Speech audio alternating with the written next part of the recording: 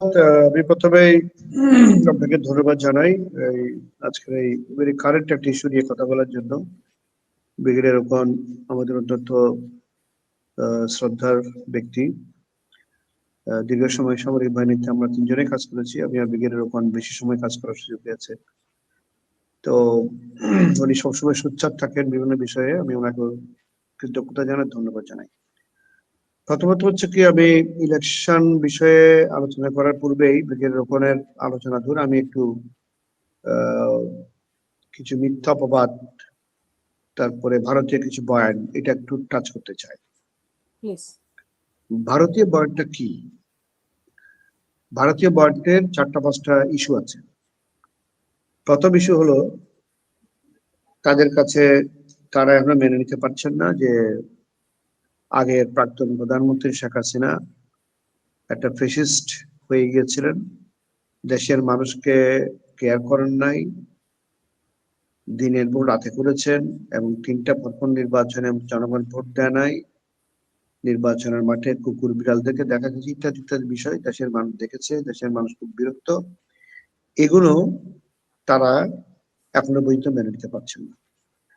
ফলে ভারতীয় বয়ানে তারা তৈরি করেছে যে বাংলাদেশে একটা ইনক্লুসিভ নির্বাচন হবে না যদি আওয়ামী লীগ না আসে। একটা বয়ান তারা বোঝানোর চেষ্টা করছে মানুষকে, যেখানে আমাদের একটা অবস্থান হলো যে যারা ফ্যাসিস্ট হয়ে দেশ থেকে চলে গেছে তাদের বিচার প্রক্রিয়া অন, তাদের রাজনৈতিক কর্মকাণ্ড স্থগিত করা হয়েছে, আইনগত ভাবেই করা হয়েছে। এখানে আইনের বিষয়টা ব্যারিস্টার সারোয়ার হয়তো পরে এটা উনি টাচ করবেন আমি আশা করি। সুতরাং এটা গ্রহণযোগ্য নয়। তারা মৌলবাদী একটা বিষয় সবসময় আনে, যে ইসলামী মৌলবাদী, ইসলামী টেরোরিজম।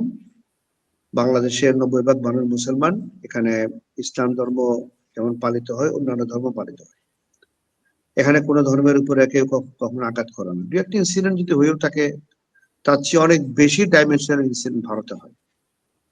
সুতরাং আমরা যতটুকু না এটার ব্যাপারে বাংলাদেশে আনকমফোর্টেবল আছি, তার চেয়ে বেশি ভারত এটাকে ফলো করে ইন্টারন্যাশনাল কমিউনিটির কাছে প্রচার করে।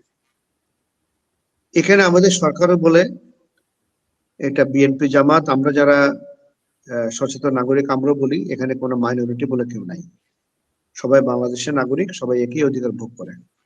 যার যার ধর্মীয় অধিকার যেমন ভোগ করে, সামাজিক অধিকার ভোগ করে, বিয়ে শাদী অত্যাচার চাকরি বাকরি সব জায়গাতে। এখানে কোথাও কিন্তু হিন্দু খ্রিস্টান বৌদ্ধ নৃগোষ্ঠী, বরঞ্চ আপনি বলতে পারেন যে আমাদের নৃগোষ্ঠীদেরকে, চাকমা, মারমা, সাঁওতাল, তাদেরকে মেইন স্ট্রিম আনার জন্য বিভিন্ন university, college, medical college, engineering college, সেনাবাহিনী, নৌবাহিনী, বিমান বাহিনী, সব জায়গাতে কোটা সিস্টেম করা আছে, যাতে করে তারা মেইন স্ট্রিমের সাথে চলতে পারে। সুতরাং এখানে কোনো ধরনের মাইনরিটি ইস্যু এটা আসে না, কিন্তু ভারত বারবার এই কথাটা আমাদের সামনে নিয়ে আসে। ইলেকশনের ব্যাপারে তাদের বক্তব্য কি? ইলেকশন হবে না। আমাকে গত এই 1 বছরের মধ্যে অন্তত যদি আমি তালিকা করতাম, তাহলে 100 জন মানুষ জিজ্ঞেস করেছে। এর মধ্যে ইউনিভার্সিটির ভাইস চ্যান্সেলর থেকে আরম্ভ করে, আমি বুঝাচ্ছি এই জন্য যে শিক্ষার উচ্চ স্তরের মানুষ থেকে আরম্ভ করে একটা দোকানদার বন্ধু জিজ্ঞেস করেছে, স্যার ইলেকশন হবে তো? আমরা যখন প্রশ্ন করি হবে না কেন, আপনি বলেন আপনার কাছে সংখ্যাটা কেন আসছে? এটা হচ্ছে কি আমাদের মধ্যে সংখ্যা তৈরি করা, আমাদের মধ্যে একটা গুজব ছড়িয়ে দেওয়া, ইলেকশন বোধহয় হবে না, ইলেকশন বোধহয় আর হলো না। এইটা, এই বয়ানগুলো যে কটা কথা টাচ করলাম, এগুলো ভারতীয় বয়ান, আমরা বিশ্বাস করার কোনো কারণ এখানে নাই। ইনশাল্লাহ আগামী মাসে যে 12 তারিখ নির্বাচন হওয়ার যে তারিখ নির্ধারণ করা হয়েছে, সেই তারিখে নির্বাচন হবে। দেশের মানুষ একত্রীভূত আছে, সশস্ত্র বাহিনী আমাদেরকে সহায়তা করে যাচ্ছে, আমাদের বাহিনী, অন্যান্য বাহিনীগুলো সহায়তা করে যাচ্ছে, সরকারের নির্দেশে আমাদের যে জনপ্রশাসন আছে তারা সহায়তা করে যাচ্ছে। এখানে দুই একটা ইনসিডেন্ট এখানে সেখানে হলে সেটা নিয়ে হা হুতাশ করার কোনো কিছু নাই। হয়েও যদি থাকে, I am sure respective department তাদের বিরুদ্ধে বা তাদের ব্যাপারে পদক্ষেপ গ্রহণ করছেন। ফলে এখানে চেক অ্যান্ড ব্যালেন্স তৈরি হয়েছে।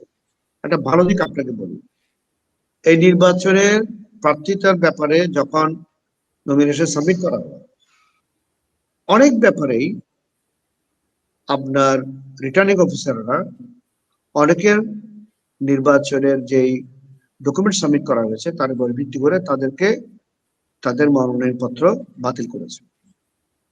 আপনি দেখেন আপিলে যখন গেল, যেহেতু আপিল একটা অনেক বেশি উইজডম তাদের আছে, অনেক বেশি জুরিসডিকশন তাদের আছে, তারা অনেকগুলো প্রায় আজকে একটা মিডিয়াতে দেখলাম বোধহয় 70 ভাগ, শতকরা 70 ভাগ ক্ষেত্রে তার এটা পজিটিভলি নিয়েছে এবং তাদের প্রার্থীতে ফেরত দিয়েছে। কিছু কিছু ক্ষেত্রে কিছুটা জালজালিতে হওয়ার কথা মিডিয়াতে দেখা যাচ্ছে। এটা পরবর্তী সময়ে আমরা হয়তো আরো স্বচ্ছতার সাথে জানবো। যেমন ধরেন Manzur Hasan Munshi, if I am not wrong is correct name, কুমিল্লার যে আব্দুল্লাহ হাসনাতের বিরুদ্ধে যে বিএনপির যে নমিনেশন যিনি সাবমিট করেছিলেন, মঞ্জুরুল মুন্সি, হ্যাঁ জি নজরুল হাসান মুন্সি, তো ওখানে কিছু জালিয়াতির কথা শোনা গেছিল। আমি ঠিক জানি না এটা কতটুকু, কিন্তু চূড়ান্ত ভাবে কিন্তু নির্বাচন কমিশনের আপিলেও তার প্রার্থিতা বাতিল করা হয়েছে। তার মানে এখানে কিছুটা সমস্যা আছে ওনার ঋণ সংক্রান্ত বিষয়ে, এই কথাটা সত্য প্রমাণিত হয়েছে বলেই ফাইনালি চূড়ান্ত ভাবে উনি কিন্তু উনার প্রার্থিতা বাতিল হয়ে গেছে। এইরকম কিন্তু অনেক মানুষের প্রার্থিতা বাতিল হয়ে গেছে এবং নির্বাচন কমিশন আবার বেশিরভাগ ক্ষেত্রে আলোচনা করে সেগুলোকে প্রার্থী ফেরত দিয়েছে। ফলে এই যে একটা চেক এন্ড ব্যালেন্স, এই যে প্রার্থীটা প্রথম দিকে রিটার্নিং অফিসাররা গ্রহণ করে নাই, পরে আবার ফিরে পেল, এটাই তো নিয়ম, এটাই তো ডেমোক্রেটিক প্রসেসের বিউটিটা হচ্ছে এই জায়গাতে, যে লোয়ার কোর্টে যদি কোনো একটা মামলাতে জামিন না পায়, হাইকোর্টে জামিনটা পায়, কারণ তার এখতিয়ার বেশি আছে। তো সুতরাং তারা বিবেচনা করে সেটা ফেরত দেয়। ফলে এখানে এখানে আর ব্লেমিং এর কোনো সুযোগ সেখানে নাই। তারপরে তো পথ খোলা আছে, এই যে ব্যারিস্টার সরোয়ার এটা আইনগত ব্যাখ্যা ভালো দিতে পারবেন। নির্বাচন কমিশনের ব্যাপারে যদি চূড়ান্ত ভাবে তারা না মানে, তা তারা হাইকোর্টে যেতে পারে, সুপ্রিম কোর্টে যেতে পারে, পথ কিন্তু খোলা আছে। তবে বেশিরভাগ ক্ষেত্রে এবারের যে নমিনেশন গুলো, প্রার্থিতা গুলো চূড়ান্ত হয়েছে, আমি মনে করি পলিটিক্যাল পার্টিগুলো সন্তুষ্ট আছে, এটা হলো একটা। দ্বিতীয় হলো বিএনপি জামাতের মুখোমুখি হওয়ার বিষয় নয়। ৩০০ সিটে আপনি খেয়াল করেন, এখানে অন্তত প্রতিটা জায়গাতেই আমরা দুই চার পাঁচজন থেকে আরম্ভ করে 10-12 জনের মধ্যে প্রার্থী আছে। সুতরাং যারা কন্টেস্টিং প্রার্থী তারা একজন আরেকজনকে গাইড করার জন্য চেষ্টা করবে, এটা আমাদের কালচার। উনি ওনার দোষ ত্রুটিগুলো হাইড করবে, প্রতিপক্ষের দোষ ত্রুটিগুলো করে জনসমক্ষে আনবে, আবার প্রতিপক্ষ এই কাজটা করবে। এটা করতে গিয়ে দুই একটা জায়গাতে বাড়াবাড়ি হচ্ছে, দ্যাট ইজ ট্রু। এই বাড়াবাড়িটা কোনো প্রকারের কাম্য নয়। আমরা আপনার আজকে টক শো এর মাধ্যমে সিনিয়র নেতাদেরকে বলবো, আপনি সেটা কন্ট্রোল করেন, এটা যাতে করে কোনো প্রকারের সাধারণ মানুষ বিভ্রান্তির মধ্যে না পড়ে যায় এবং নির্বাচনের পরিবেশ সুষ্ঠু পরিবেশ বানচাল হয় এমন অবস্থা যাতে করে কোনো প্রকারের তৈরি না হয়।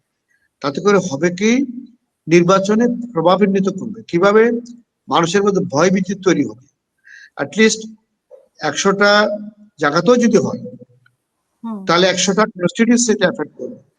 এই ভয় ভীতি যাতে করে তৈরি না হয়, সিনিয়র নেতৃত্ব তাদের প্রার্থীদেরকে ডাইরেক্টলি যাতে কন্ট্রোল করতে পারে, দেশের জনগণ অবাধে সুষ্ঠু নিরাপদভাবে ভোট দিতে পারে, এই পরিবেশ যাতে করে তৈরি রাখেন, এটা পলিটিক্যাল পার্টির দলের সিনিয়র লিডারদের এটা খুবই গুরুত্বপূর্ণ দায়িত্ব। আশা করি তারা সেটা পালন করবেন এবং লোকালি যেখানে বিএনপি জামাত বা অন্য পলিটিক্যাল পার্টির লিডারদের মধ্যে কিছু কিছু ক্ষেত্রে মারমুখ তৈরি হচ্ছে, এটাও তারা ইচ্ছা করলে কন্ট্রোল করতে পারবে, আশা করি এটা কন্ট্রোল হবে। সুতরাং এখানে ভয় পাওয়ার কোনো কারণ নাই। চলুন আমরা সবাই ঐক্যমত্য